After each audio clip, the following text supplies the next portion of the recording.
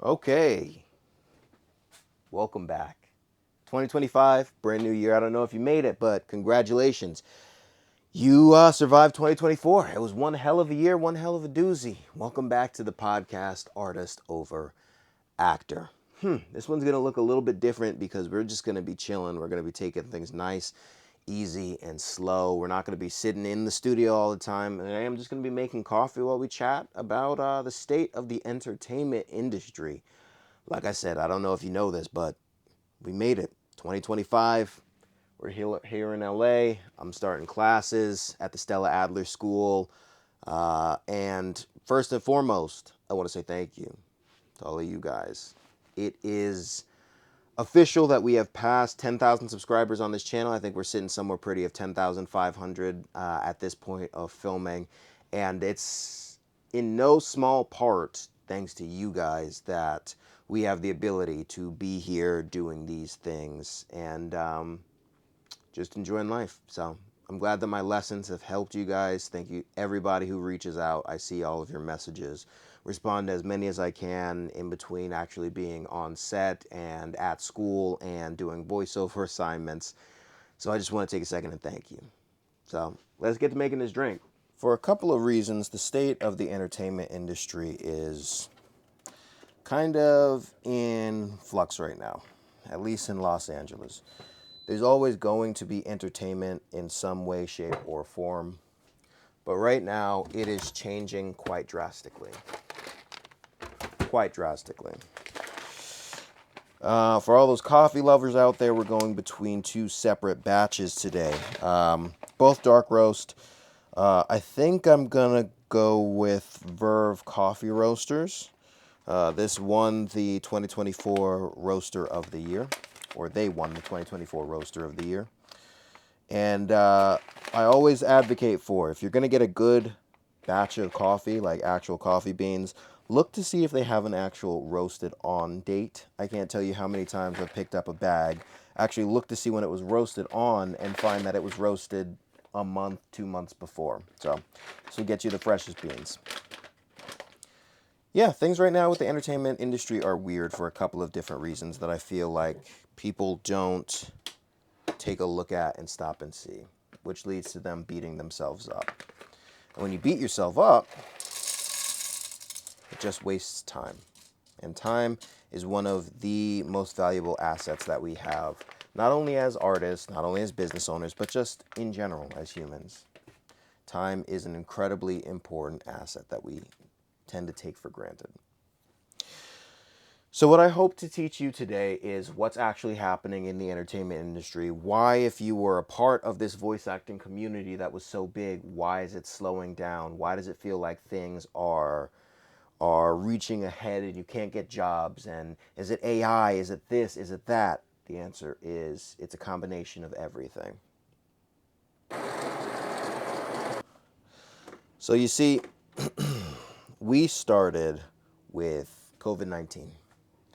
COVID-19 obviously shut down a lot of things. It shut down production in a very big way because there were a lot of rules and regulations that you had to abide by and follow in order to get your projects actually produced.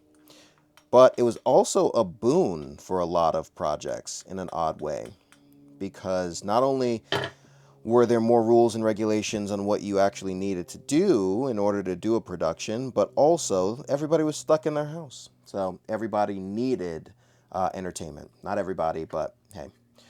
So you also had a lot of companies moving towards the streaming model. You got Hulu, you got Disney Plus, you have Max, you've got everyone that you could possibly think of. A lot of the companies that are still alive today. So they needed productions in order to actually fill their quota. So you had COVID.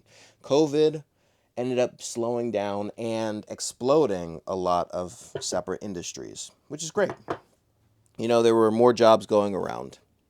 But then, after COVID, you had a strike.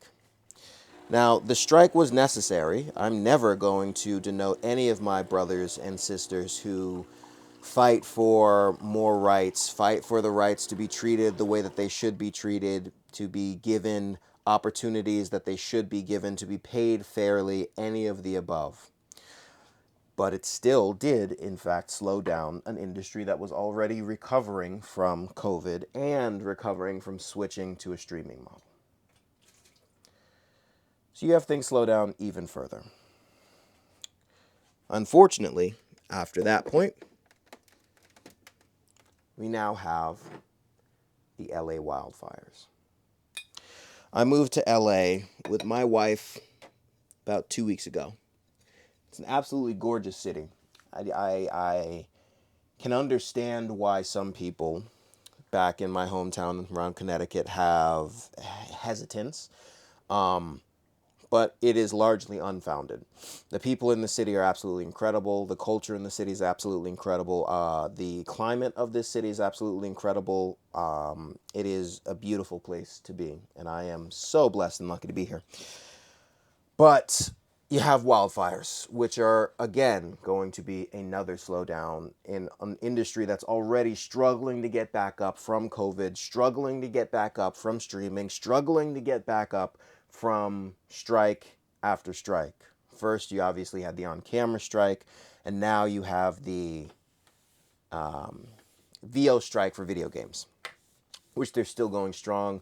Hold the line, keep it going. Extremely important. One of the issues that we're facing that a lot of people don't realize, however, is that voiceover comes in waves. Voiceover work comes in waves, and for the last year, I'm going to help try and dissuade any of your anxiety. It was an election year. It was an election year where a lot of ad spend didn't know what type of commercials that they would be making. People don't see the waves because they get stuck in the forest and they can't see the trees. Nobody's going to be spending money on advertisements during an election year where it's a volatile election and they don't know should they be saying that they like this program or that they hate this program. As you can see, right after President-elect Trump was elected to be president, Facebook rolled back their DEI program. They weren't going to spend money on ad spend for programs that they didn't know whether they would keep. I can almost assure you if Kamala won, they would not have rolled back the program. Maybe they would. Obviously, I can't tell the future. This isn't to say anything about the politics of the movements at all. This is simply to say that you can't beat yourself up because you're not getting work when you don't understand the full scope of nobody was really going to be getting as much work during that time period. So the question comes back time and time again, what do we actually do?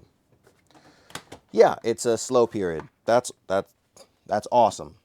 It's good to know that it's a slow period, that it's not just you. What are things that we can actually be doing? I'm going to give you the practical and then the unpractical advice. You should be practicing. You should be honing your skills. You should be getting better at your actual craft. Artist over actor, name of this podcast. You should be actually taking your time to learn, to reach out, to connect with clients. Because at the end of the day, another thing that we haven't even talked about that's helping to shift the industry radically is AI. And how AI is playing a huge role. Because it is reducing what people need to spend on talent. You can get AI that sounds pretty much human for a lot of different sectors.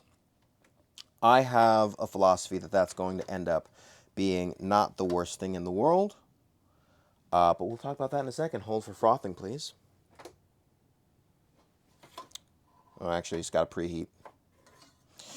I have a theory that's not going to be the worst thing in the world because it's just going to re-push the top talent to the top of the totem pole. After COVID, we had a whole bunch of people join into voice acting. Now pause. This is one thing that I still haven't learned how to do properly. I'll get there eventually. Better than usual. Cheers. Burn the milk a little bit, but it actually adds a pretty nice taste. Let's keep talking, shall we? You see, because of the advent of AI, my theory is that we will have another renaissance, so to speak, when it comes to voiceover. where the most talented will rise to the top. We've already seen that most people don't want AI in their projects. Most consumers don't want to listen to AI. They want to listen to an actual human being presenting actual facts or a story. They just don't want to hear AI in general. I believe AI will be used, and we've seen in some cases, primarily for the things that most people don't care about, which is telling B stories, just having things on in the background, giving generalized announcements, things of that nature. But for large scope projects, expensive projects, they're going to start shifting back to more skilled, talented artists. Now, that's not to say that any of my brother and sisters out there who are just getting into voiceover, that this is the end of the road for you. It's just that you need to keep skilling up. You need to keep practicing. Join groups, whether they're free groups or paid groups. Get on platforms like Skills Hub. Take classes with people like Real Voice LA. There are a bunch of separate classes that you can take in order to keep skilling up and keep enhancing yourself. Because at the end of the day, that's going to be something that is going to be more so necessary in order to get your point across.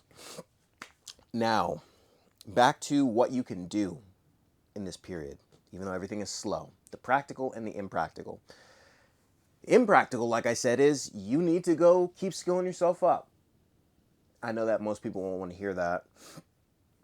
And it's not comforting because if you have a family to feed, if you got bills to pay, paying for classes or taking time out of your day to go get classes might not be the most practical piece of advice. Trust me, I completely understand. Moving out to LA, this is my full-time gig, voiceover and acting, right? It needs to be, at least. It's the only thing that I have income from. We came out here with $6,000, and that's it. So I got a couple months to make this work. But it's going to take skilling up because that's one of the biggest things that you can do. Number 2, relationship building is very important. And when I say that, I don't mean kissing ass. A lot of people, when they hear relationship building, when they hear you go out and you meet people, they think, oh, I meet this person because they are casting agent and they give me job because I'm brilliant. That's not what it actually means. It means going out and meeting your peers, chatting with people, yes, but that's because they're in an industry like yours. Getting to know people and actually talking to them takes weeks, months, years for some people in some cases. You need to be actually meeting people and actually chatting with them and talking with them and learning about them, and they will learn about you naturally over time. One of the most important things that I have learned is that you need to stop trying to collaborate up and start collaborating across. I'll give you an example. I had an absolutely incredible account manager at Voquent. They're a voiceover, it's not an agency, but a voiceover company that connects clients with talent. It's not an agency. And he was my account manager for a number of years, 2 or 3 years, I believe. And we had a great relationship. I would email him, we would chat, we would talk. And when he left Voquent, I reached out and I said, thank you so much. It was absolutely incredible. I hopped on a call with him to see what he was up to after that. Great relationship. A year goes by. Out of the blue, I get an email from him. Hey, not sure if you remember me. I was your account manager over at Voquent. I say, hey, I remember you. Of course I do. I am working at this other company now, and I am on their audio team, and I would like you to do a voiceover project for us. Do a voiceover project, proud to say, from my perspective, from the perspective of what the client was telling me as well, knocked it out of the park. Did a great job. That's what you want. Because that collaboration, that conversation over the course of 2 to 3 years of him being my account manager led to more ongoing work, led to a deepening of a relationship. And then once he left and joined another company, that's another point of contact that I have. That's the thing that is the most important. When you chat and make peers sideways, those peers move on to become those directors, to become the DPs, to become the cinematographers, to become the producers, to become the executive producers. That's what happens when you start to chat to your peers sideways. It's not always about reaching up, because those people who are up are typically older than you, typically have been in the job longer, and typically will age out. Those people who you've been engaging with across will fill those positions naturally over time. So you need to be skilling up. You need to actually be talking to people. You need to be networking, as it's called. I have another theory that pay-to-play sites such as Voices, Voice123, and then free-to-play sites such as Fiverr, Upwork, things of that nature, will slowly become less relevant over time. This is not to say that they're going to become useless. Once again, cream of the crop is going to rise to the top. But they are moving slowly towards integrating AI in a deeper fashion. That doesn't scare me. I mean, the world is going to keep moving, but you should know that it might be more important to learn the skills of networking. Reaching out to clients, engaging with past clients, things of that nature, so that you have an actual one-on-one relationship. Because I don't care how long you've worked with someone on voices.com. If you are no longer on voices.com, you don't have that relationship. You don't have the contact information. They don't have your contact information. Voices like to keep it on the platform. So once again, that networking is going to be vital. It's going to be really important. Now, here is the other piece. I said I would give you one piece of practical advice and one piece of impractical advice. The other piece of impractical advice is you need to start making your own projects. We are all artists. I'm an artist. You're an artist. We all do this for the love of the game at the end of the day. Getting paid is just money. It's just cherry. It's a necessary cherry because of the way that we've set up our society, but it is just cherry. We don't have patrons anymore. But I've seen so many people get jaded as actors and artists because they're waiting for their big break. When the proper thing should be taking your big break. You're waiting for someone to give you an opportunity either before you've proven anything, that's why I believe in spec work, or before you've gone and given yourself the opportunity that you're waiting for someone else to give you. It's obviously more difficult to set up a voiceover project and put yourself in it and direct it than it is to simply step into a role that you were offered. It's very obvious. But even so, that doesn't make it any less important to do so. Your project that you're setting up can not only be emotionally fulfilling, but it can also be the stepping stone that gets you into work.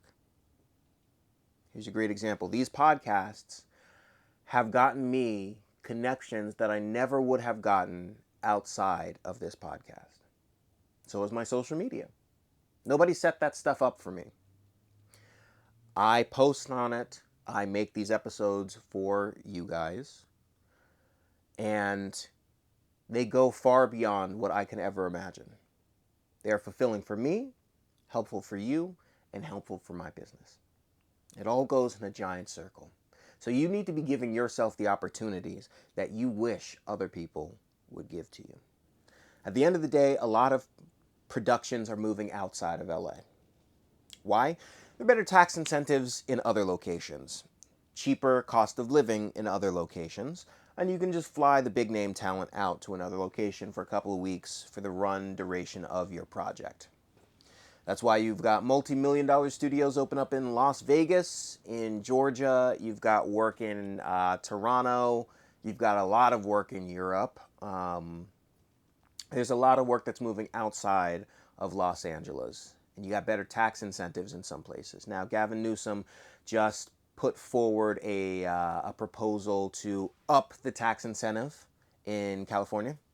It's absolutely incredible. We'll see how that goes. So they're trying to hold on to the entertainment capital, to the talent here. I don't think that the entertainment title is going outside of Hollywood. It's actually going to emanate all the way outside of Hollywood, but it is leaving in a very big way. Things are very, very expensive here for an obvious reason. California's big as hell. So,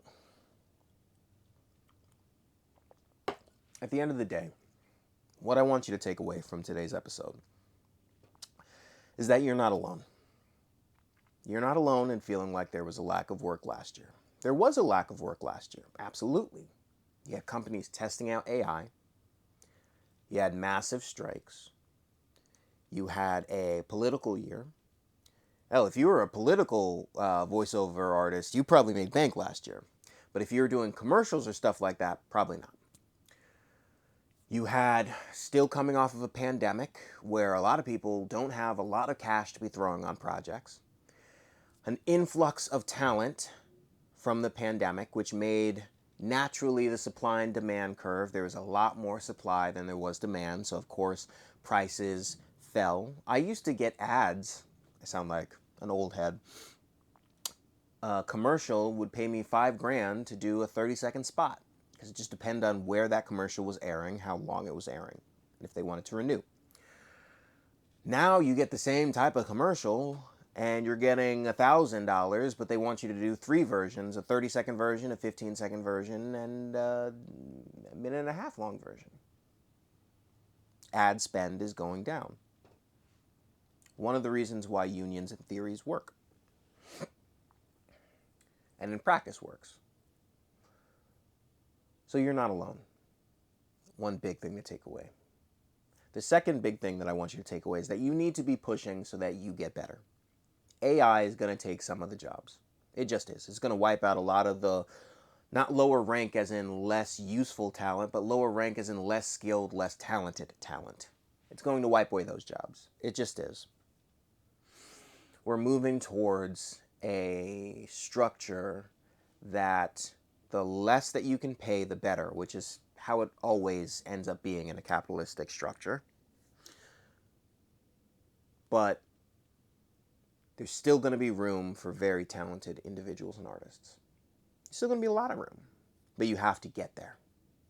So you need to skill up. Number 3, network. Network across, not just up. Learn how to talk to people like they're humans. Like you don't want anything from them. You're talking to them not because you want them to give you an opportunity, but because there's somebody who understands what you're going through sitting in front of you. So you're talking on that basis. That alone is going to help you. It's going to pay dividends. Might take months, might take years, but it's going to pay. So just connect with people, your peers. That's number 2. Number 3, make your own stuff. Whether that be the podcast you've always wanted to make, the YouTube channel you've always wanted to make, the series that you've always wanted to make, do it. It doesn't have to be Hollywood quality. I promise you, it does not have to be Hollywood quality. I hate when people just take outlier examples and use it as the main fundamental example because it's a once-in-a-lifetime thing, but we can just take a look back at Issa Rae's Awkward Black Girl. He made that. It's low budget as hell. But it was a proof of concept that she could do what she's currently doing at a higher scope and scale. Make your own project. Make that short film. Self-finance that short film. Or learn how to speak the language of finance. It's a class all in of itself. It's a hard time. It's just the beginning of 2025. But my brothers and sisters, voice actors, artists, we will make it. Just keep in mind, keep pushing forward, keep yourself together, and keep the communities going. Let me know down in the comments down below how your 2025 has started and if you found that there was a lack of work for you in 2024. I always like to chat about that stuff. And with that, I'll catch you guys in the next one.